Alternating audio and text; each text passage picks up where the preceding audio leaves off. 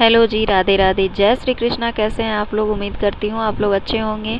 ये मेरा आज का फर्स्ट ब्लॉग है और इस ब्लॉग को लेकर के आई हूँ क्योंकि आप लोग, मैं जानती हूँ कि आप लोग मुझे बहुत सारा प्यार देंगे, क्योंकि आज है परमा एकादशी और परमा एकादशी के दिन ये मेरा फर्स्ट ब्लॉग जा रहा है। आज मैं सबसे पहले सुबह उठ करके कान्हा जी को सबसे पहले स्नान कराई और ये पंचामृत स्नान करा रही हूँ, क्योंकि कहा जाता है कि एकादशी के दिन पंचामृत स्नान कराना चाहिए।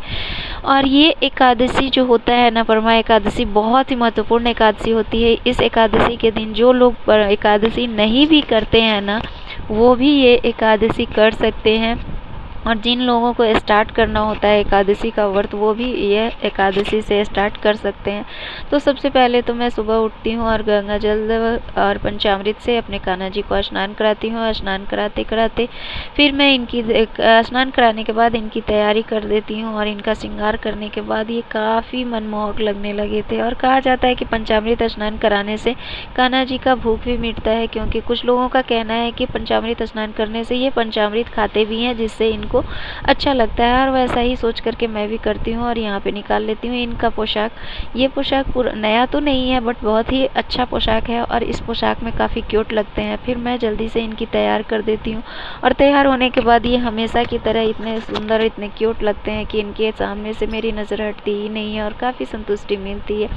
सबसे पहले मैं इन्हें तैयार करके नज़र उतार लेती हूँ, फिर थोड़ी सी क्लिप बना लेती हूँ, क्योंकि ये काफ़ी क्यूट लग रहे थे रोज़ की तरह।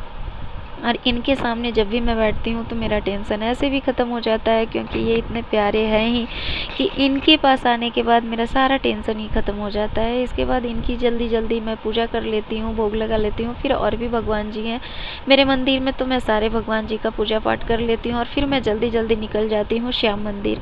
श्याम मंदिर क्योंकि आज एकादशी था, तो एकादशी के दिन मैं कोशिश करती हूँ कि जाऊँ, बट कभी जाना हो पाता है, कभी कभी नहीं भी जाना हो पाता है, क्योंकि घर का काम और इनके पास भी टाइम नहीं मिल पाती है। तो जैसा सुविधा मुझे मिलती है मैं वैसा ही करती हूँ। तो यहाँ भी श्याम मंदिर आ गई थी। यहाँ भी काफ़ी मंदिर में भीड़ था, लेकिन उसी मंदिर में काफ़ी सारे भगवान जी का दर्शन हो गया था। और दर्शन करते हुए, श्याम बाबा का दर्शन करते हुए, मन्नत मांगते हुए निकल जाती हूँ वहाँ से। क्योंकि इस बार ऐसा हुआ था क्योंकि मैं यहाँ मंदिर में 5 मिनट भी नहीं बैठ पाई थी। एक तो भीड़ था और दूसरी तरफ बाहर में इतना तेज़ धूप था। धूप में मैं निकलना नहीं चाहती हूँ, लेकिन फिर भी इस धूप में मैं निकली थी। आज बहुत तेज़ धूप था।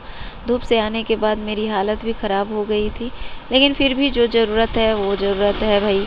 जहाँ जो ज़रूरत पड़ता है वो तो करना ही है। तो फिर मैं निकल गई। फिर वहाँ से आ गई मैं भोले बाबा का मंदिर।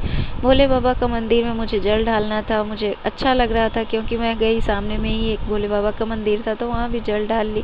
और जल ढालने के बाद इस मंदिर में गई तो हूँ बहुत बार, लेकिन और दिन के भांति इस बार मैं गई तो वहाँ मुझे अच्छा लगा, क्योंकि मैं पीछे साइड कभी नहीं गई थी। इस बार पहली बार गई, तो चारों तरफ घूम करके मैं पूजा कर ली। फिर वहाँ पे आने के बाद एक राधा कृष्ण मंदिर है, वहाँ भी गई। वहाँ भी तो पहली बार गई, जबकि मैं बहुत दिन से सोच रही थी कि मुझे जाना है जाना है।